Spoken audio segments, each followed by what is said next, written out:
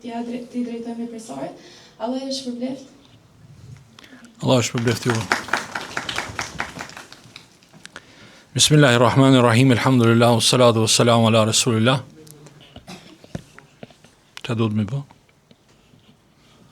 Bismillah, alhamdulillah, wassalatu wassalamu ala rasulillah.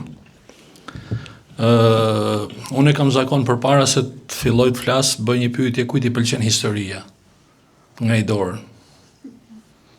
Po gjithmonë rezulton shumë pak. Atëherë si t'ja bëjmë që i Madhi Zot na ka bën Kur'anin famlar 1/3 e tij histori. Edhe historia ka një funksion të jashtëzakonshëm në formimin e identitetit edhe perceptimit të qoftë të individit, qoftë edhe të shoqërisë. Kjo është edhe arsyeja që Allahu xhaleshanuhu ka treguar shumë histori në Kur'an. Që t'ju bëj një panoramë apo një përshkrim të shkurtër, historia ka efektin e pasqyrës. Pra ju ashtu siç nuk dilni nga shtëpia pa e pa veten në pasqyrë, edhe një person nuk mund ta bëjë apo një shoqëri nuk mund ta bëjë perceptimin e saktë vetes vet nëse nuk shikon historinë e tij. Kjo është edhe arsyeja se pse kolonizatorët në përgjithësi në botën islame, goditja e parë që kanë bërë kanë godit historinë. Pra që të mos u zgjatëm shumë, ju e dini teorinë e Ibn Khaldunit, që të ndanë atë historie e madhe, historie e vogël, ose prerja vertikale dhe prerja tërthort e shoqërisë. Pa historie e vogël, simas atij, është historia tregimi i ngjarjeve, pra kronologji, histori të mbretërve, histori të shteteve. Kjo është historia e vogël. Dhe faktikisht këtë na kanë mësuar neve. Edhe kjo është arsye që më shumë se 90% e njerëzve urrejnë historinë. Nga që është mbushur me data, me emra, me personazhe. Ndërsa historia e madhe, sipas Ibn Khaldunit, do të është prerja e tërthort. Pra të studiosh një shoqëri në tërësi. Rasti konkret Andaluzia. Pra kur u futën muslimanët në Andaluzi, si u futën, pse u futën, cilët ishin shkaqet, cila ishte situata fetare, ekonomike, politike, kush sundonte në Andaluzi përpara se shkojshin muslimanët. Përse nuk rebelun popullsia ndaj muslimanëve? Përse e pranun? Etj. Me që nisëm me Kur'anin famlar dhe me që nesër është ditë xumaje, çfarë është suneti ditës xumas? Kush më thot? Leximi surës Kehf. Po përse e lexojmë surën Kehf ditën e xumas? Edhe një herë? Nga xumaja në xuma, bën dritë.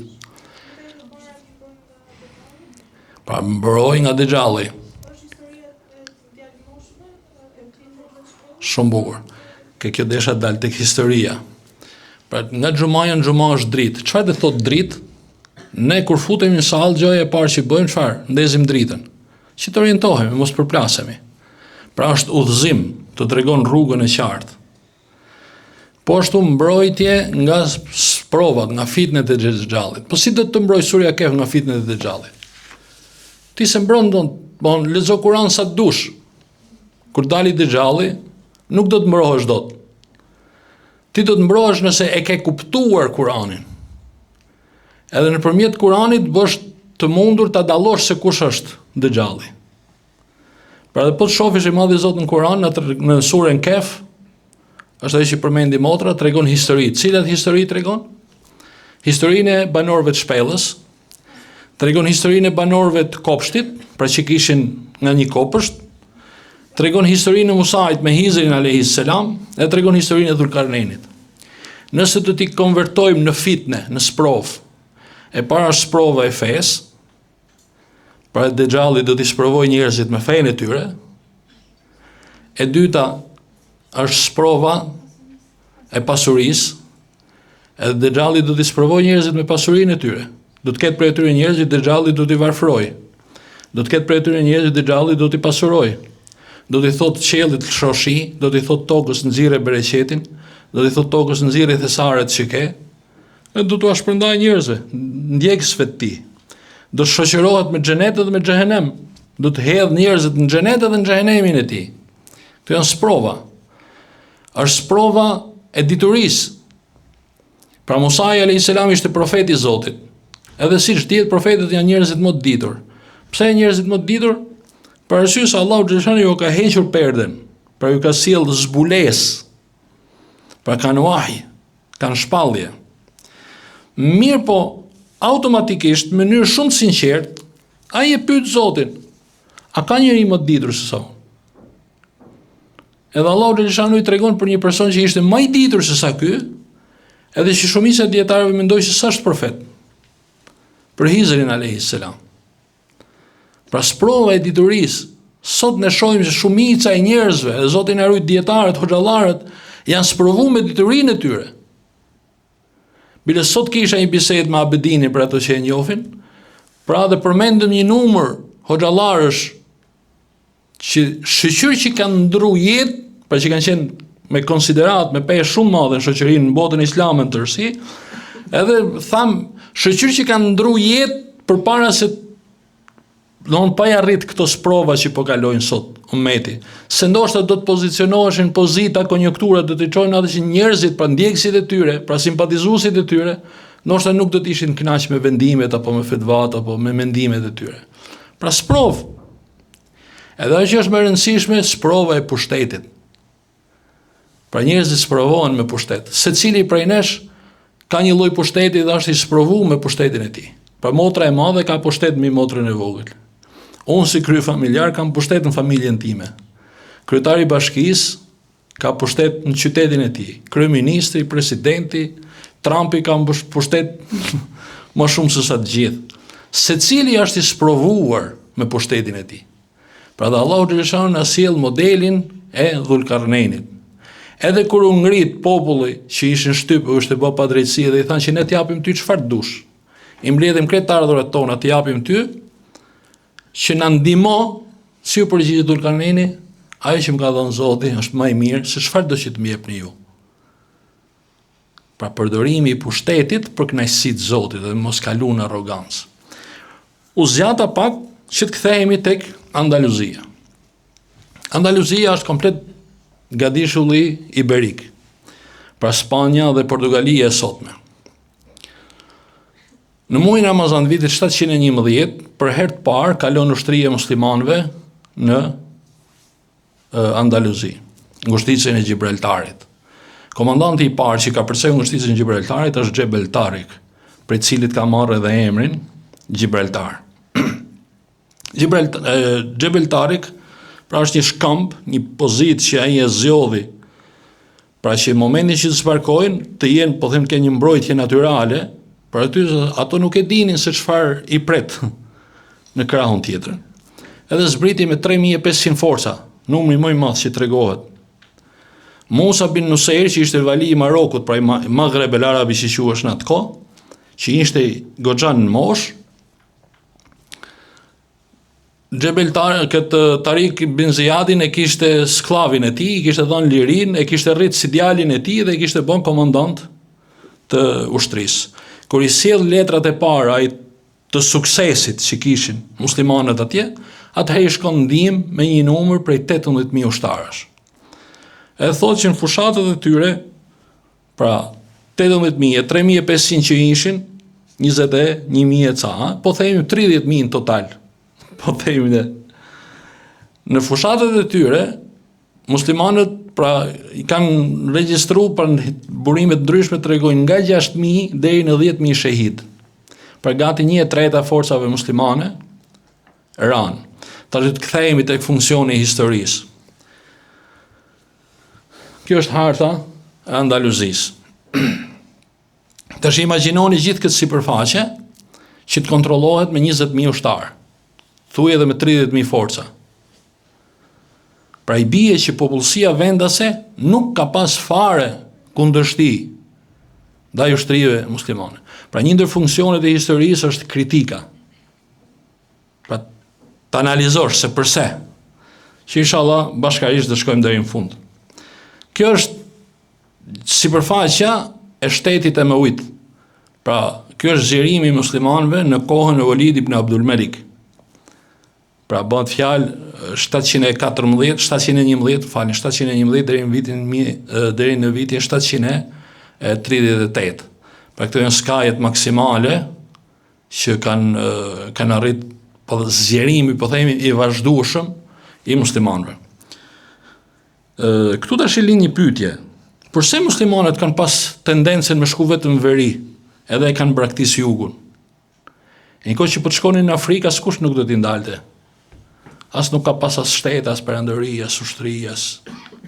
Pse i duhet luftonin me Bizantin? Pse i duhet luftonin me persët? Për të hadronin mund jetë njerëzore, po. Mendoj që shpisa që ata do të merreshin në zonë e influencës, nëse ata merrnin në veriun atë kishin marrë gjithë. Ose vendet Edhe një herë? Po dhe këtej si ishte për hap islami? njerëzit vuanin. Edhe këtej vuanin, në Afrikë vuash më shumë se në Europë. Janë qëndrojnë gjithë ato që thoni ju dhe mund të ketë edhe shumë tjera. Duhet keni parasysh diçka. Kultura inferiore dhe kultura superiore. Afrika, Azia, archipelagu ishin inferior ndaj muslimanëve, ndaj arabëve në përgjithësi. Ndërsa arabët para islamit kishin qenë inferior ndaj Bizantit edhe ndaj persëve. Kjo është edhe arsyeja ku ai komandanti pers Rustum që njihet para mbetejës Kadisijës, kur i pa muslimanët tha çfarë ka sjell juve, tha nga. Pse se persët, arabët i shihnin vetëm dy raste, ose dilnin për tregti, ose dilnin me lyp. Mirë, për kësaj radhe arabët nuk kishin dalë as për tregti as me lyp. Çfarë ju solli juve? Pse keni dalë? Pra nuk jeni më ato që keni qenë më përpara. Kjo është edhe arsyeja. Tjetra, këto zonë, pra po të lexoni edhe librat e historiografisë islame, komplet ky këndi, po themi kontinenti i Europës, Anadolli, pra kjo hemisfera veriore në përgjithësi, përshkruhet Rubul Memur, pra pjesa e ndërtuame, e zhvilluame. Pra historia e civilizimit këtu është e dokumentuar në mënyrë të vazhdueshme. Edhe dietarët, mendimtarët, shtetet më të forta në këtë hapësirë, profetët e Zotit, paktën ato që janë ruhen memorien kolektive, në këtë gjeografi kanë qenë. Pra kjo ishte përplasje qytetrimesh tashmë, ishte përplasje kulturash. Pra muslimanët në këtë kohë kishin ngrit një civilizim, pa siç do ta shohim, pra që ishte superior ndaj atyre që kishin sundu me qindra dhe me mijëra vite përpara tyre. Edhe këtë do ta shohim, do ta argumentojmë me një. Gjithë kjo sipërfaqe që shihni ju këtu, pra dhe rasti i Andaluzis mund të konsiderohet një rast, po themi në miniaturë në krahasim me këtë aspektin makro. 4 shekujt e parë të islamit, pra të kalendarit hijri, në gjithë këtë gjeografi që ju shihni, muslimanët nuk kanë qenë shumicë. Muslimanët kanë qenë pakicë. Atëherë si ka mundësi që pakica sundon mbi shumicën? Është ajo që thamë në fillim që mos vonohemi shumë superioriteti kulturor. Pra kur muslimanët shkuan në gjithë këtë hapësirë që dikur kishte qenë e sundume nga persët dhe nga Bizanti, sollën një standard jetese, sollën një status quo që shoqëritë të asaj atyre vendeve, atyre trojeve nuk e kishin pas më përpara. Edhe ajo që është më kryesore është liria që muslimanët ju çuan njerëzve. Në Irakun e sotëm, në hapësirën mes lumit Tigër dhe Eufrat, ishte një fis i krishterë që quhen shin në atë kohë Benu Tai. Pra fis shumë i madh, popullsi shumë e madhe dhe që ishin krishterë. Në momentin kur shkon Sa'd ibn Abi Waqqas dhe Khalid ibn Walidi në Irakun e sotëm, ato ngrihen me të gjithë sa ishin edhe futen në kufit e Bizantit. Nga që Bizanti ishte perandëri e krishterë. Pra normalisht do të shkonin atje. Omeri radiallahu anhu që ishte halifi i muslimanëve, kur merr vesh për veprimin e këtyre, dërgon një kurier të tij me një letër, edhe i kërkon atij valiut, atij komandantit krahinës, thotë unë du vetëm që të komunikoj letrën e Omerit këtyre njerëzve, edhe do iki, kaq është. Edhe i e lejon. Shkon edhe i takon parin, sa ato normalisht bëhesh fjalë me mira veta, edhe ju lexon letrën e Omerit radiallahu anhu. 3500 burra ngrihen direkt dhe pranojnë islamin. Edhe thonë që do të kthehemi atje ku ishim. Pse? Garancia që ju dha Omera, ato ishin mësuar më përpara, Bizanti edhe persët bënin luftë me njëri tjetrin. Mirë, por kur futeshin bizantinët në territor pers, i shkatronin krejt njerëzit që gjinin aty. Edhe kur futeshin persët në territorit bizantine bënin njëjtën gjë. Këto rrëzonin tempujt e tyre, këto rrëzonin kishat edhe sinagogat e tyre. Edhe si shoqëri që ishin, mentaliteti tyre ishte që edhe këto muslimanët kur të vinë do të bëjnë njëjtën gjë. Mirë, po muslimanët sollën standard tjetër. Ka shumë raste, pa fund. Ajo që unë ju këshilloj që ta lexoni, kërkojeni në internet Luhd al-Umarije, pra marrëveshja e Omerit me patriarkun e Jeruzalemit, pra kur u fut atje dhe i dha besën që kishat, sinagogat, manastiret, pasuria, gjithçka, mënyra e tjeturit, mënyra e fesë, të adhururit është e garantuar, ai çon letër një kolegu të tij që ishte në Antakya në atë kohë, që ishte territor bizantin, ku i thoshte merri njerëzit e tu dhe hajde këtu. Pse? Se bijtë e Ismailit janë bekimi i Zotit për neve. Se për Bizantin në atë kohë arabët ishin bijtë e Ismailit. Nga kjo vjen edhe Ismaili Taj që i kanë pasqujt edhe Saracen, pra bijtë ato që ka përzon Sara, bijtë e Haxheres, etj. Hajde të janë bekim, thot i Zotit për ne. Këto jo vetëm që nuk tallen me fen tonë, por çfarë na respektojnë, na garantojnë e tjetër. Po përse e thekson e këto nuk tallen? Për arsye se në atë kohë ishte vendos ajo besojmë se Nikeas, pra Triniteti ishte standardi bazë i krishtërimit. Edhe kushdo që nuk e pranonte, konsiderohesh heretik. Mirë, po kishat lindore, pra Jeruzalemi, Antakya, gjitha këto, Siria, Iraku, i sotëm, nuk e pranonin Trinitetin. Pra ishin unitar. Edhe kjo ishte që ato ishin gjithmonë një grad me ullët, ishin të nënshmuar, ishin të përndjekur nga pushteti perandorak. Edhe kjo është edhe arsye që kjo popullsi, kjo hapësirë nuk i kundërvu muslimanëve. Edhe kulmi i kësaj është në Aleksandrinë e sotme, në Egjiptin e sotëm.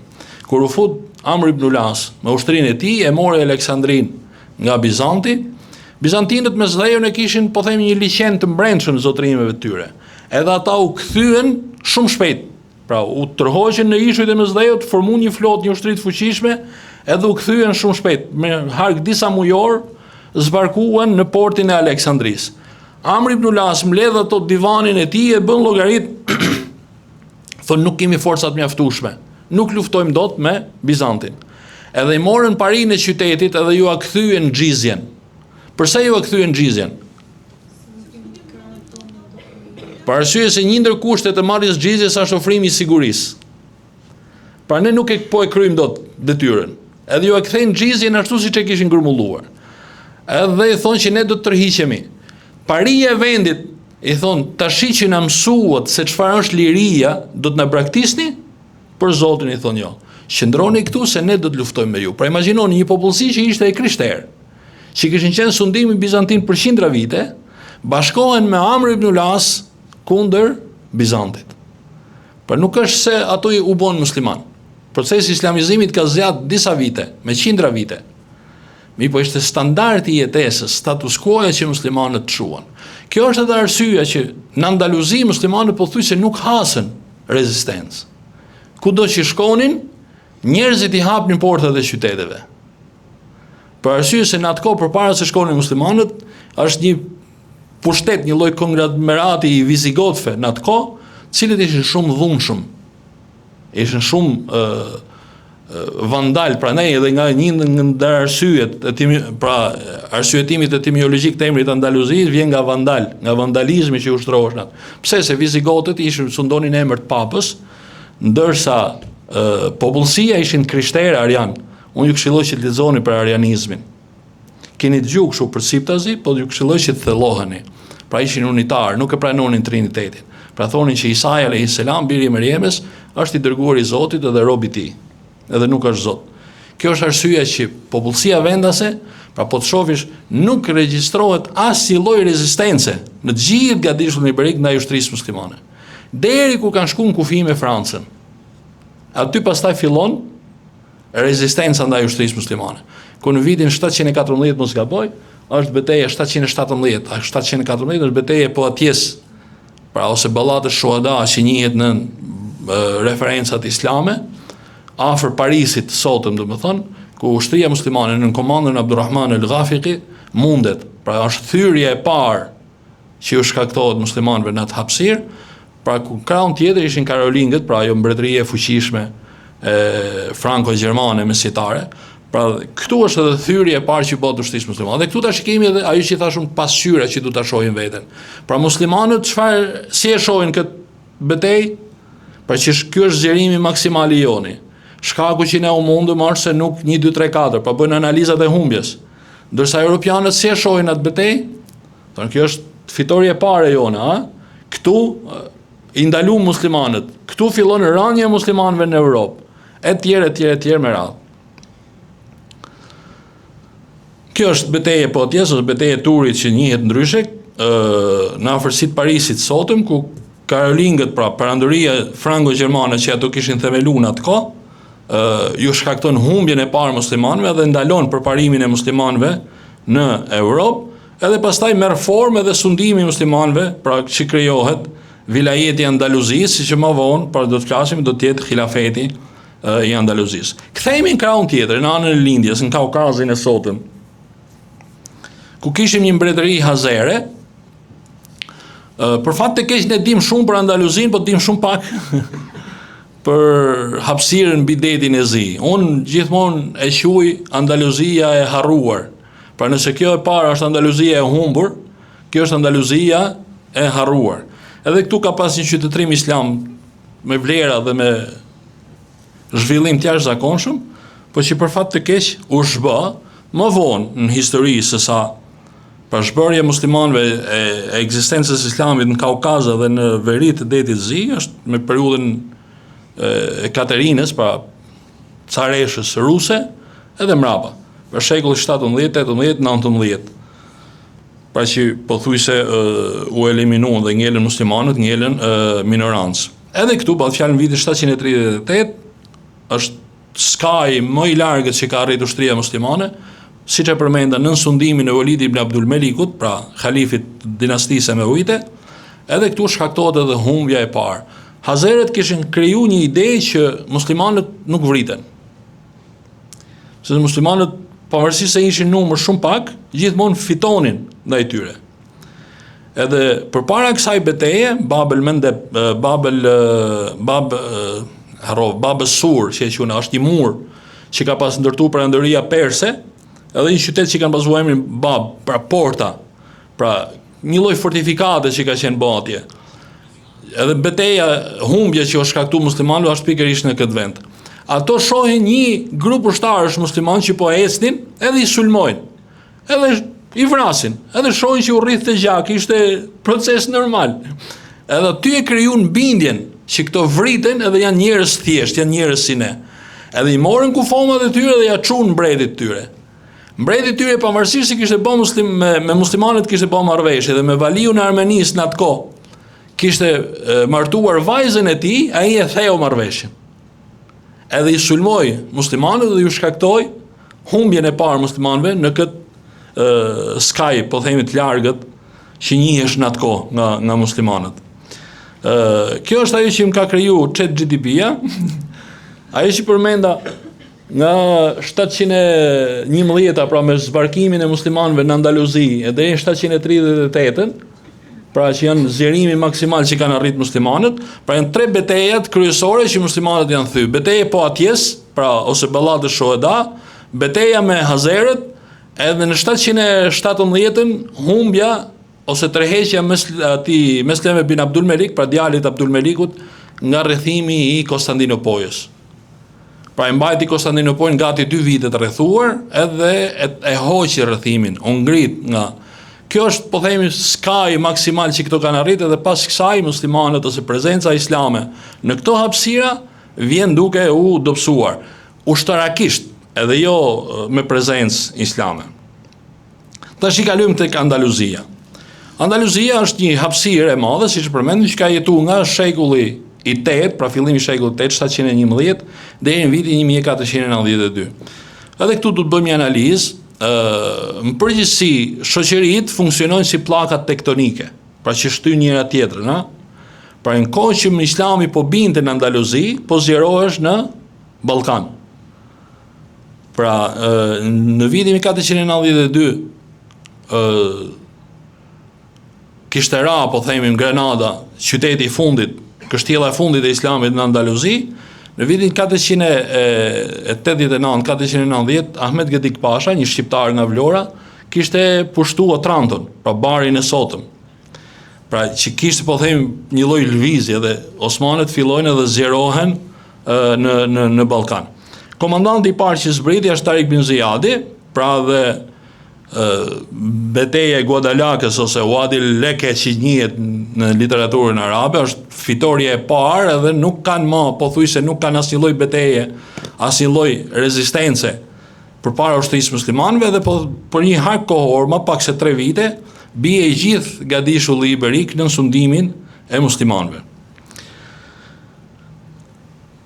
Themelohet Emirati i Emevitëve, Umayyad, pra Abdurrahmani i parë, ose ai që njihet Sakr el-Quraysh,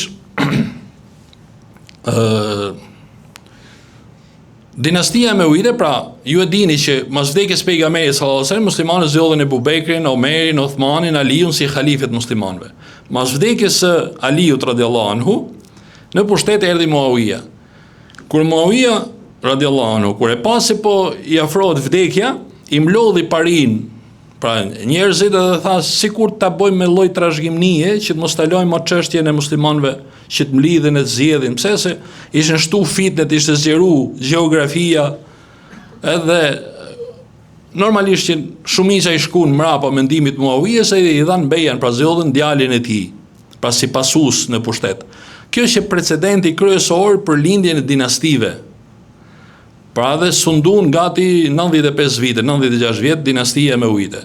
Pastaj lindi dinastia Abasite, ran Emevitet.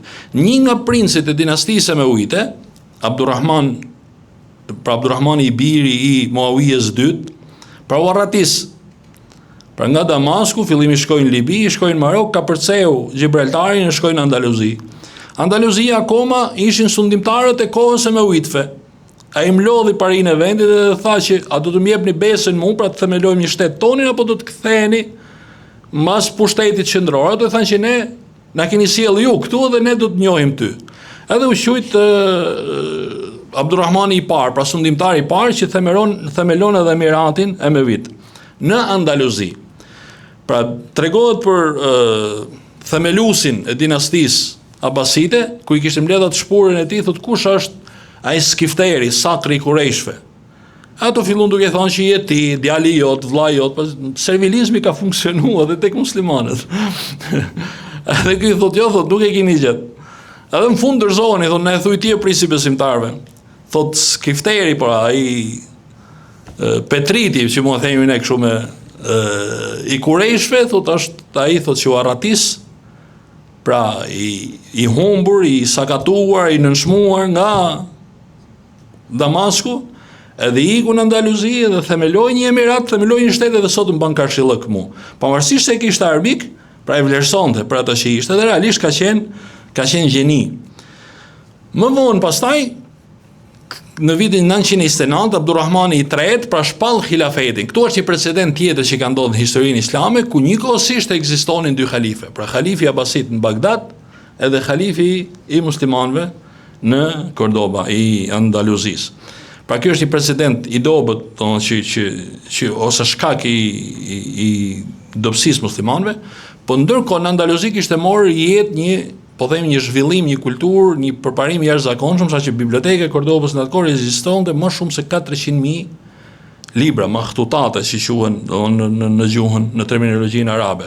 Bile po të shihni, po të hyni në edhe këto gravura, këto pikturat mesjetare të mbretreshave, të këtyne grave fisnike të Evropës, atë mantelin e tyre e kanë me la ilaha illallah, me ajete kuranore, pse se copat e tyre i merrin nga Andaluzia, pra superioriteti kulturor. Edhe këtu të ndalen prapë ke kultura me Ibn Khaldunin. Edhe shefinat e të vdekurve të tyre i kanë me kullu nefsin dhe dha'iqatul maut. Pra është një nga papët që edhe sot e kësaj dite ka shefinin në Rom, pa kullu nefsin dhe dha'iqatul maut. Pra se shefinin e tij e kanë blerë nga Sicilia. Pra siç shkruanin muslimanët ajetet kuranore këto në. Pra kjo është superioriteti kulturor, po themi, që kishin ato. Ibn Khalduni është arratis nga Andaluzia, se me origjinë është nga Andaluzia Ibn Khalduni.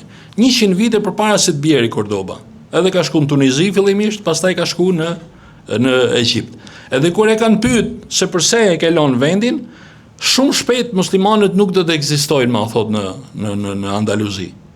Nga e nxjerr domthon këtë konkluzion.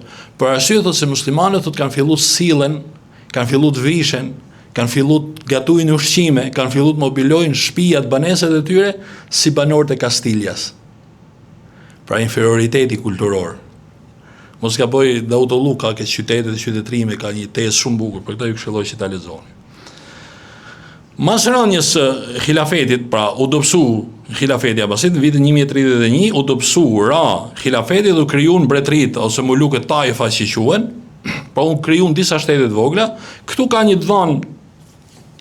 Shumica e këtyre shteteve, kryet tyre qëndronin këto generalët, këto ish funksionarët e lartë, dhe shumica e themeluesve këtyre mbretërive, mulukët Taifa që ndjenjë ndryshe, janë me origjinë nga Ballkani. Një pjesë e madhe e tyre kanë epitetin Saklabi. Saklab ose Sakalibe, arabët kanë pasur slavët, pa tregojnë që kanë qenë me origjinë slave. Pra hapësira mbi Danubin. Mi po pavarësisht se ishin të përçarën politikisht, përsëri kishin një lulëzim të jashtëzakonshëm kulturor. Pra në këtë kohë shkencat arrin kulmin e tyre në Andaluzi. Pas rënies së mulukët Taifa që quhen, vin el Muahidin që njihen. Në Marokun e sotëm ishte një nga komandantët nga mbretërit që kanë njoftë e lavdishëm, që kanë njoftë edhe devotshëm që ka njoftë historia islame, Yusuf bin Tashfin, kur shef pra dobësinë e muslimanëve në Andaluzi dhe suksesi që kishin mbretëritë e krishtera ndaj prezencës islame në Andaluzi, vendos që të zbarkojnë në Andaluzi, formon një ushtri të fuqishme, edhe shkon, edhe ka suksese të jashtëzakonshme. Mi po thohet që një nga mezhliset e tij kishte mbledh këto mulukët Taifa, kur i shef ato që vinë aty fillon të qesh me ta. Edhe një nga ato shoqëruesit thot, përse e thot qesh me to? Për Zotin thot të duken më dobët se sa gratë tona, pra që kishin lanë atje në Marok. Pra kjo është arsye thot që këto nuk rezistojnë thot përballë Kastiljas. Ky i rrëzoi pra këto mbretërit e përçara dhe themeloi një pushtet centralizuar që vari direkt prej tij. Ja zgjati jetën gati 200 vite prezencës islame në Andaluzi. Betejë më e fuqishme është betejë e Zalaqias që njihet ndryshe, ku mundi Alfonsin e IV, edhe ku krishterët pra u futën në përçarje mas vdekjes së Alfonsit, gati 100 vjet ato kanë bërë luftë me njëri tjetrin për pushtet. Pra u shkaktoi po themi një lloj mas këtij vinë ato që njihen el Muahidin. Përsëri në veriun e Afrikës, Marokun e sotëm, pra kishte lind një dinasti tjetër. Edhe këto shkojnë në Andaluzi, por nuk patën suksesin e Yusuf bin Tashfinit. Po arritën që ta zgjasin edhe gati 200 vite të tjera ekzistencën e islamit në Andaluzi. Pastaj e fundit fare është mbretëria e Granadës, e themeluar nga Ibnul Ahmar që njihet ndryshe. Pra në kulmin e dobësisë tyre kanë ndërtuar kryeveprën e tyre, pallatin El Hambra. Edhe konsiderohet kështjella e fundit e islamit në Andaluzi. I fundit prej mbretërve të kësaj është Ebu Abdullah ose Ebu Abdil që i thonë në spanjisht, që kur e dorëzoi qytetin, pra kur u largu nga qyteti u kthye dhe filloi të qaj, nana e vet çfarë i tha? Qaja si grua, atë që se mbrojtë dot si burr. Pra tregon po themi edhe dobësimin edhe rënien që ato kishin. Në vitin 1492 dorëzohet Granada dhe fillon përndjekja e muslimanëve, ku për shekuj me radhë, prezenca e fundit e muslimanëve, pra ajo fushata e fundit është në vitin 1648, mos gaboj, Filipi i III është ai që jep fund, po themi, ekzistencës së muslimanëve, se deri në atë kohë kanë ekzistuar muslimanët për skaje, për malësi, për vende të thella, ku nuk kishte pushtet që t'i kontrollonte, mas kësaj nuk ka më prezencë islame në Andaluzi, ose të paktën nuk dalin më haptas. Këtu do të bëjmë edhe një lloj lidhje. Andaluzia ka qenë një ndër ato urat lidhse ose portat kryesore të komunikimit të islamit me Ballkanin, me trojet shqiptare. Keni dëgjuar për Omer Agën? Ku ka marrë pjesë Omer Aga në luftë? Pra një ndër interpretimet historike që bëhet është që ka qenë në Andaluzi, ndihmë të muslimanëve. Pra herë tjetër marrin në mend naftoni dhe të bëjmë historinë e Omer Agës. Nuk e di a keni pyetje?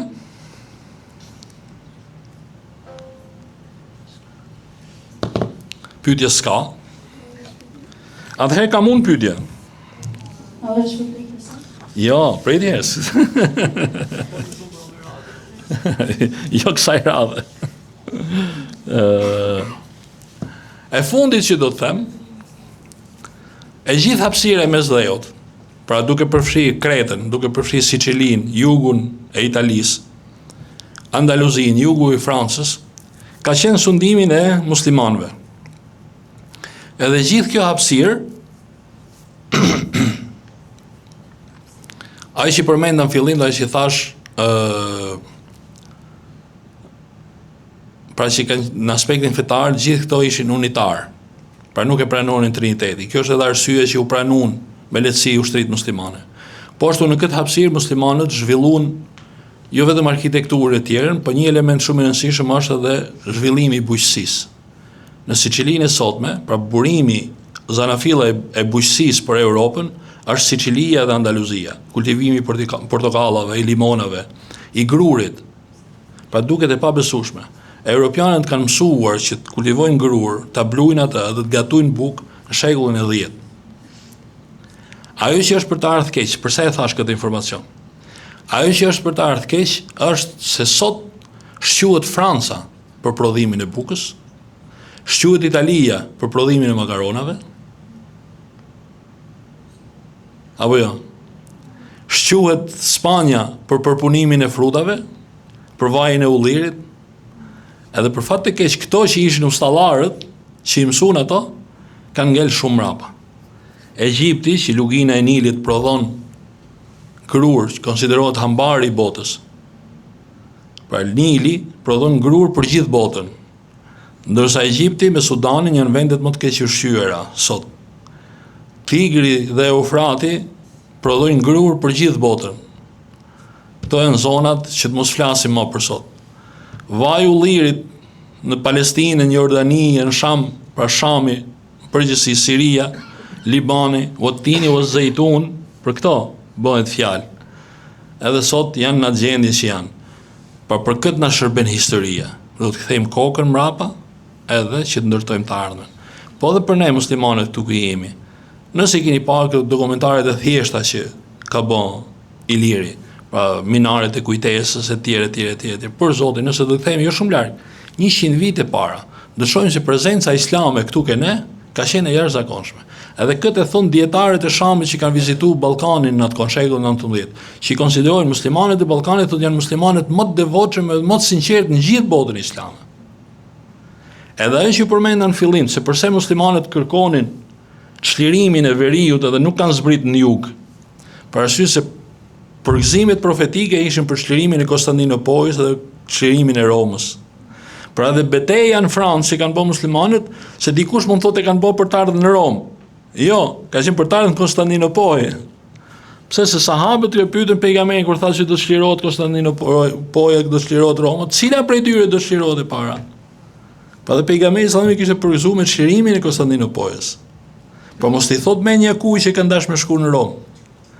Pra, harita të tarik, që i thonë në gjuhën arabe, pra harta e rrugës së tyre ka qenë shumë e qartë. Tash për sa i përket hemisferës jugore, a me të vërtet nuk kanë shku muslimanët në hemisferën jugore? Absolutisht që kanë shku. Mi po çlirimet në hemisferën jugore kanë qenë pa ushtri. Në Afrikën e sotme, në Indonezi, në archipelag, tregtarët e kanë çu islamin.